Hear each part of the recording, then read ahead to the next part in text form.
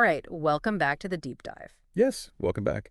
So today we're diving into something pretty fascinating, I think. We're going to be looking at Bruce Lipton's video, How We Are Programmed at Birth. Okay. And basically this whole deep dive is about, kind of understanding how those early years, really shape us, and then what can we do about it. So Right. I'm really excited about this one. Yeah, this is a great topic. I think it's, it's something that we all kind of intuitively know, like that our childhood experiences have an impact. But to really dive deep into like the science and the specifics of how that works, I think is going to be super insightful. Absolutely. So to get started, Lipton really emphasizes the power of the subconscious mind, right? Yeah, and he actually argues that 95% of our lives are driven by, this subconscious programming that we acquire in the first 7 years. That's a huge number. It is. So if he's right, I mean, are we just on autopilot most of the time? Yeah. It's like we're just playing out these pre-recorded tapes from our childhood. That's a good way to put it. Yeah. And that's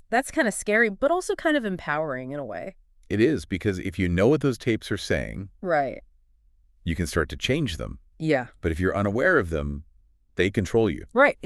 Exactly. Yeah.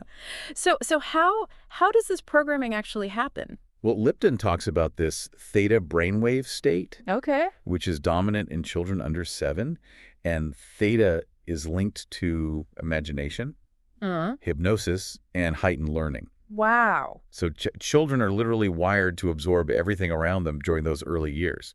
Okay, so it's not just that they're learning, like their ABCs and 123s. Yeah. They're also downloading like beliefs and behaviors. Yeah. And even those unspoken rules from their families and their communities. It's like they're little sponges, right? Yeah, they are. They just soak it all up. Soaking it all in. And it happens on a subconscious level. Right. It's not like they're sitting there analyzing their parents' every move. No, of course not. They're just absorbing the atmosphere, Yeah. the reactions, the beliefs that are modeled for them every day. Right. So it's not just what's explicitly taught. It's the whole environment, the whole vibe. Exactly. This makes me think about the book Rich Dad, Poor Dad. Oh, yeah. Where the author talks about like how people from wealthy families often have a different mindset about money. It's like they've inherited this like set of beliefs and behaviors that support, financial success, even if they don't realize it. Lipton actually uses that book as an example. Oh, wow. He argues that, if you grow up in a family that struggles financially, you might unconsciously adopt these limiting beliefs. Right. Like, money is hard to come by, or I'll never be rich. And these beliefs can then play out in your adult life, even if you consciously want to change your financial situation. So it's like we could be sabotaging our own success without even knowing it. Exactly. Which is, I mean, that's a little unnerving. It can be. But the good news is that, Okay, good. We're not doomed to repeat these patterns forever. Okay. Once we become aware of these subconscious programs, then we can start to challenge them. Okay. And consciously choose different beliefs and behaviors. Okay, so that's reassuring. It is. But how do we even start to recognize these programs that are running in the background? Well, Lipton suggests paying attention to our struggles. Okay. The areas where we feel stuck or we keep repeating the same negative patterns, those are often clues to underlying subconscious beliefs. Okay. So, for example, if I constantly find myself procrastinating on a big project, it might not just be laziness. Right. It could be like a deeper fear of failure. Right. Or a belief that I'm not capable of handling the challenge. Exactly. Yeah. Oh, okay. So that's interesting. Or let's say you keep attracting partners who are emotionally unavailable. That might point to a subconscious belief that you're not worthy of love. Right. Or that intimacy is dangerous. Wow. Okay. I see. Yeah, I'm starting to see how these subconscious programs can really impact our lives in all sorts of ways. They really do. But if these beliefs are so ingrained, how do we actually change them? That's where things get really interesting. Okay. Lipton talks about the importance of repetition and conscious effort to reprogram our subconscious minds. So you're saying we can actually rewire those old neural pathways? Yeah. And create new ones that support our goals and aspirations. Exactly. It takes time and consistency. Right.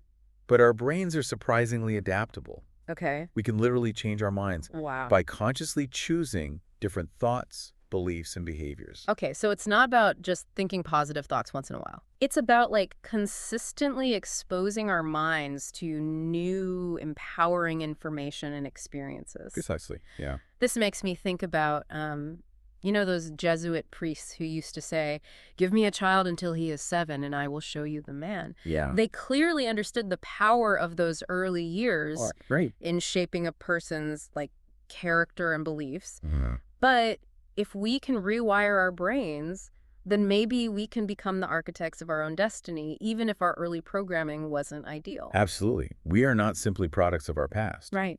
We have the power to choose who we want to be and create a life that reflects our true potential. That's a powerful message. I like that a lot. It is. So I want to encourage our listeners, just take a moment and think back to your own childhood. Yeah, think back. What were some of the messages you received about yourself, Uh-huh. about the world and your place in it? What did you learn? What beliefs might you have absorbed from your family, your community, or even the media? And as you reflect on these early influences, consider which ones might be holding you back or limiting your potential. Yeah, that's a great point. It is. It's an important first step Yeah. in this journey of self-discovery and transformation. Right. But we'll dive deeper into the specific techniques for reprogramming those subconscious beliefs in the next part of our deep dive. Yes, we will. Stay tuned. Stay tuned. So we've been talking about, the impact of those early experiences on our subconscious, right? Right. And how those early influences can shape our beliefs and behaviors. Yeah, it's powerful stuff. It is, but it's important to remember that awareness is just the first step.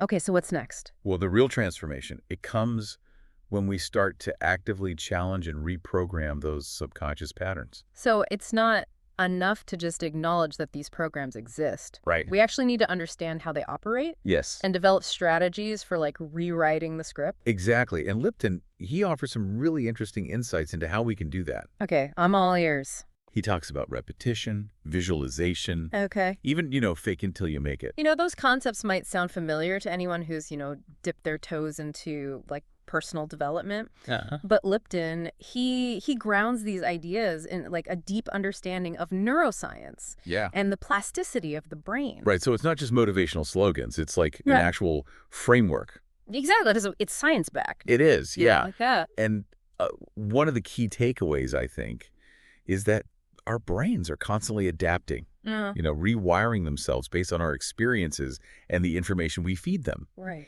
So if we want to change our subconscious programming, we need to consistently expose our minds to new beliefs and behaviors. It's like creating those new neural pathways through repetition and focused attention. Yes. Right? The more we practice a new way of thinking or behaving, Yeah. the stronger those pathways become. Precisely. It's like, think of it like learning to play a musical instrument. Yeah. At first, it feels awkward, it's unfamiliar. Uh-huh. But with consistent practice, those movements become more fluid, they become more automatic. Right. And it's the same principle Okay. with rewiring our subconscious. So what are like some practical strategies to put this into action? Well, Lipton really emphasizes the power of affirmations. Okay, affirmation. So those are those positive statements that we repeat to ourselves, either out loud or silently, to like reinforce a desired belief or outcome. Exactly. So instead of dwelling on that negative self-talk, like I'm not good enough or I'll never succeed, we consciously choose to replace those thoughts with affirmations like I am worthy or I am capable of achieving anything I set my mind to. Exactly. And the key is to repeat these affirmations with conviction Okay. and feeling. Feeling, okay. Don't just mindlessly recite the words. Right. Really try to embody the emotions associated with the belief you're trying to cultivate. So like if I'm working on, building my confidence. I might like stand in front of the mirror, look myself in the eye and say, I am confident, I am powerful, I am capable. That's it. Like with as much conviction as I can muster. Exactly. It might feel a little silly at first. It might. But I'm literally rewiring my brain. Yeah. Right? And the more I practice, the more natural those beliefs will become. Exactly. So what about visualization? I know Lipton talks about that too. He does. And visualization is a technique where we create these vivid mental images of ourselves achieving our goals or embodying the qualities we want to develop. Right. So it's like creating a mental movie of our desired future. Exactly. So if I'm, let's say I'm working on overcoming a fear of public speaking. Okay. I might visualize myself standing on a stage, feeling confident, Yeah. delivering a compelling presentation. Exactly. And the more detailed and emotionally engaging that visualization is, the more powerful the impact on your subconscious mind. It's almost like you're giving your brain a blueprint for success. Yes, exactly. It's fascinating how these techniques, like, tap into the power of our imagination to create real change in our lives. It is. It's almost like we're harnessing that same creative energy that children use so effortlessly, when they're playing and using their imaginations. Absolutely. So as we continue exploring Lipton's work, I think it would be great to delve into some other strategies for reprogramming our subconscious minds. Yeah, definitely. Like, things like gratitude practices and techniques for addressing those limiting beliefs. Absolutely. So for our listeners out there, I want you to take a moment and reflect on the areas of your life where you feel stuck or where you're maybe repeating those old patterns. Yeah.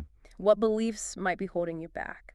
And what small steps can you take today to start rewriting those programs? Yeah, that's a good question. It might be choosing an affirmation to repeat throughout the day, or taking a few minutes to visualize yourself achieving a goal. Right. Even small actions, taken consistently, can have a profound impact on your subconscious mind. It's all about taking ownership of our own programming. Yes. And consciously choosing the beliefs and behaviors that will lead us to a more fulfilling life. Exactly. But before we, jump into those specific techniques, I think it would be helpful to revisit the concept of the theta brainwave state and its role in that early childhood programming. That's a great suggestion. Because, understanding the neuroscience behind this process can help us appreciate just how powerful those early influences are. Absolutely. So we were just talking about that theta brainwave state and how it's like, kids are just in this constant state of heightened suggestibility. Yeah, like their brains are just wired to soak up all that information. Right, from their environment. Yeah. And then form those foundational beliefs. About themselves and the world. It really makes you think about, how much of our adult behavior is actually influenced by these early programs that we might not even be aware of. That's a great question. And, Lipton emphasizes the power of early childhood. Right. But he also highlights the amazing plasticity of the human brain.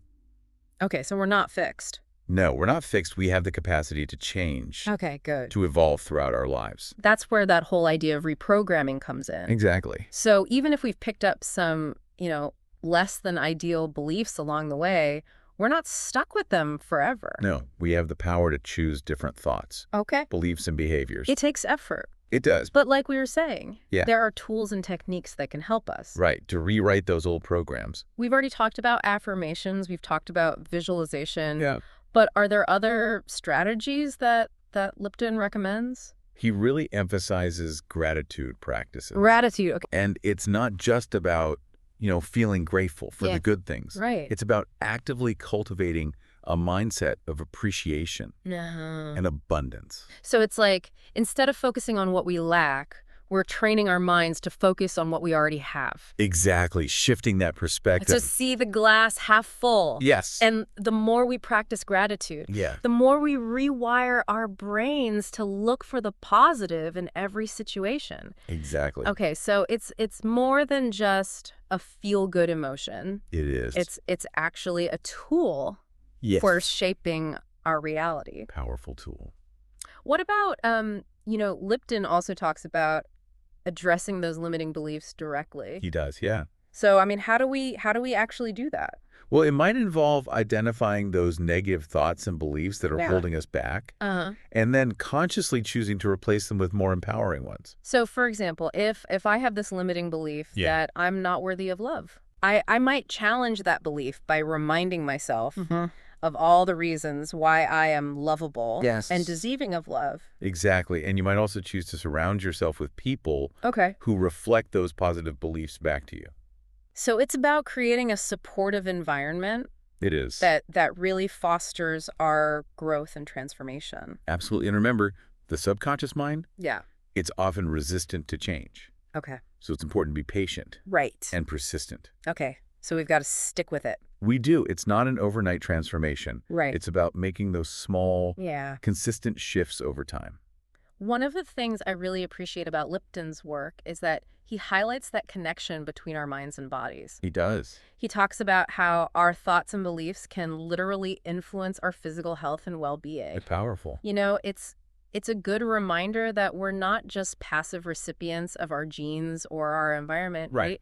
We have the power to shape our own reality through our thoughts, beliefs, and actions. Powerful message. This has been a really fascinating deep dive into Bruce Lipton's work. It has. It's definitely given us a lot to think about. It has. In terms of how these early experiences shape us. Yeah. And how we can create a more fulfilling life. I think Lipton's core message is really one of empowerment. It is. We are not victims of our past. Right. We have the ability to change our minds, our bodies, our lives. So to our listeners out there, as we wrap up this deep dive, we'll leave you with this final thought. Okay. What limiting beliefs might you be running on autopilot? Ooh, that's a good one. And what small step could you take today to start rewriting those programs and stepping into a more empowered version of yourself? You know, change is a journey, not a destination. Right.